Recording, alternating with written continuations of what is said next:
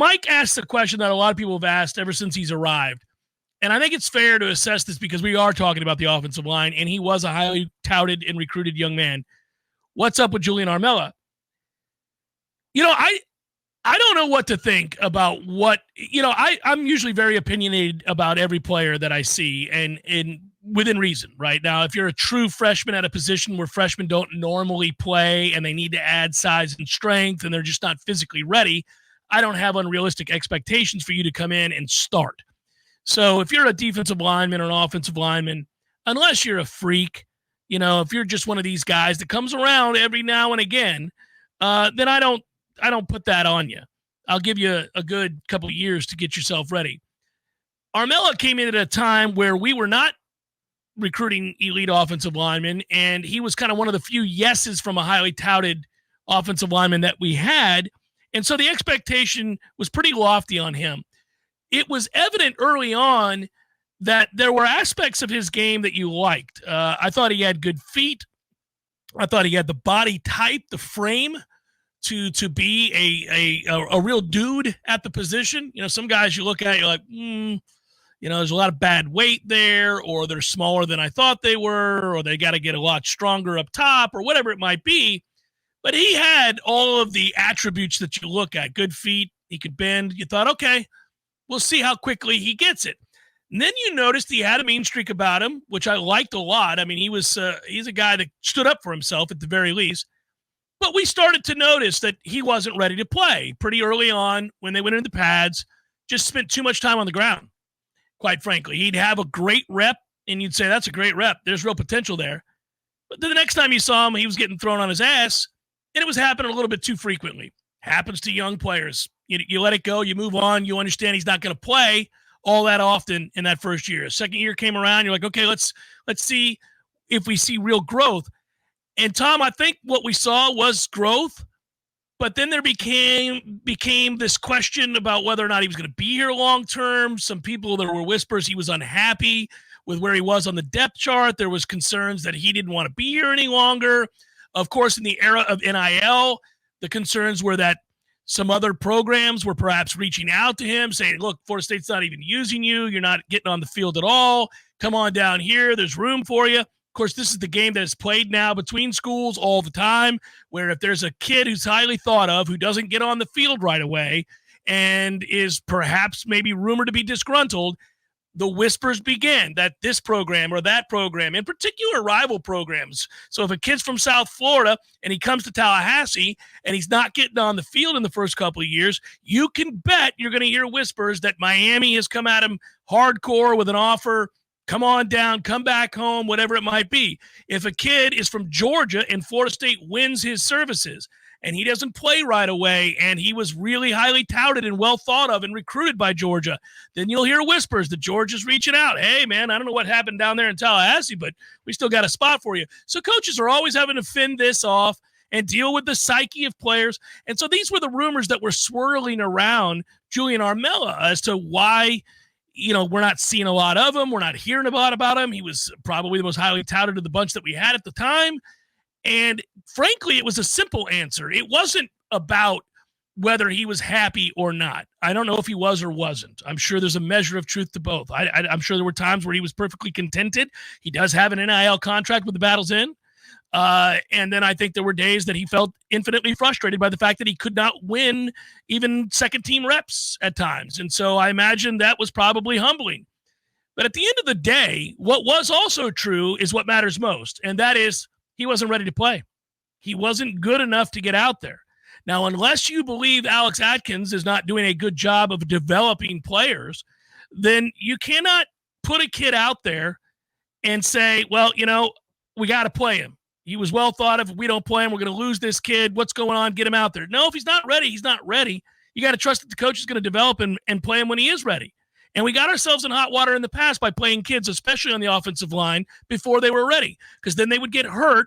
And instead of an offseason of growth and strength and confidence building, they were rehabbing. They're just rehabbing an existing injury, which means they come back and they're static. They're not any better than they were because they're just fixing the problem that they suffered by playing too soon. And that's where we were with Armella and several other guys. So I I guess it's a long-winded way of saying I think eventually he'll play. I don't know how much he plays this year. He doesn't appear to be one of your best five right now. So I can tell you that in my opinion, he's not a starter. And given what his recruiting ranking was and what people thought he would be, that will come across as a disappointment to many. I'm not for playing guys no matter what they were thought of coming out of high school if they're not one of your best players at the position. If they haven't earned it, they don't get it. It doesn't mean you give up on them entirely. It doesn't mean you wash your hands of them and turn your back. It just means they're not ready. And maybe it's not, in some cases, we've seen this happen before. Guys aren't ready sometimes, especially on the offensive and defensive lines, until they're redshirt juniors or first year, fourth year seniors. Like it can happen. So Armela has more work to do. I do view it as a positive that Julian's still in the program. A lot of guys in the modern era, if they have yet to win a substantial amount of playing time this early in their or at this point of their career, would have already announced that they were going to jet. And quite frankly, I think a lot of people thought at the end of spring we might get that announcement. We never got that announcement. And I'll tell you this, Tom, and I think you saw it too. You can back me up on this if you want, or maybe you disagree with me. I don't know.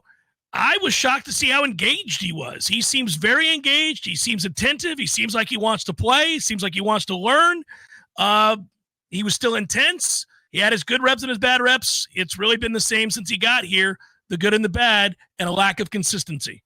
Yeah, I thought he was pretty engaged all of last year. And by that, I mean the fall football season. He was always around Mike. Anytime there was something to be done around Coach Norvell, it could be a post-game address. It could be the Gatorade bath or the Powerade bath in the ACC championship game. Julian Armella is right there next to his head coach. So he loves Coach Norvell. There's no doubt about that.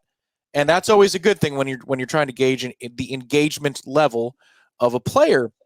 And for me, in the spring, in the offseason workouts, I thought Julian came into this spring camp in the best shape he's been in. And that is not to imply that he was out of shape. I'm just saying that the strength and conditioning development with Julian looked to have taken a step forward this spring, which gave me encouragement. But as you recall, they shifted him to cross-train a guard. And they were that was a great move. That was the best thing they could have done because I don't think he was going to get on the field to tackle.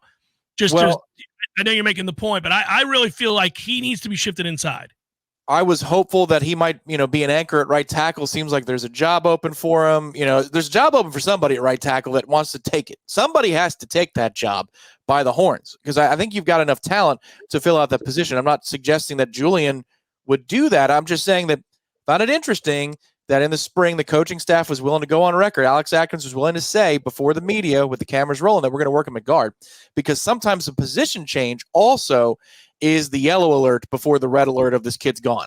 It's like, well, we're trying to move him here. Think about Amarian Cooper. Like, I get that he's back, but when they moved him to safety, I thought, ooh, interesting. And he was gone. So it was yellow alert for me. But you're right. In practice, I thought the engagement level was there. The effort was there. He's learning a new position, so it sets back the growth a little bit. But his athletic profile has always been outstanding. And this offensive line, this offensive scheme calls for offensive linemen in the interior to be very active and very athletic. He fits that mold to a T. So there's a potential fit there. It's just that the bad reps are pretty bad. And for me, if you're going to bring in a Richie Leonard and a TJ Ferguson and you've got a Keandre Jones and who knows if Rob Scott's healthy, maybe somebody else shifts to the interior. Bryson Estes had a good camp. It's a lot of names he's got to show up and just be better than in fall camp. He's allowed to, but he would qualify for me as an outside chance for being in that 8-man rotation right now, which is, that is kind of disappointing from when he got on campus to now to say by year 3 he's not in the 8-man rotation. It's a little disappointing, but it's possible that in fall camp he has a really good camp and he climbs into that rotation. He certainly has the skill set, and his good reps look the part. It's about the consistency that comes with it. Yeah, he's got to earn it, though. That gets back to the point. You got to earn it. You can't just be given that. We'll see if he does. I'm not predicting him to be a starter this year. The real goal for him would be to get a lot more reps and to be maybe part of, as you said, an 8-man rotation. Frankly, I want Florida State to get to a place where they're 5 and they have studs. And the only time you really see any of these other guys on the depth chart is when they're playing lesser than teams and they're up by 3 touchdowns and you're getting some guys some work. Until that time, fine, you got to rotate guys, and we'll see how they do. Hopefully Armela will play his way into being part of that.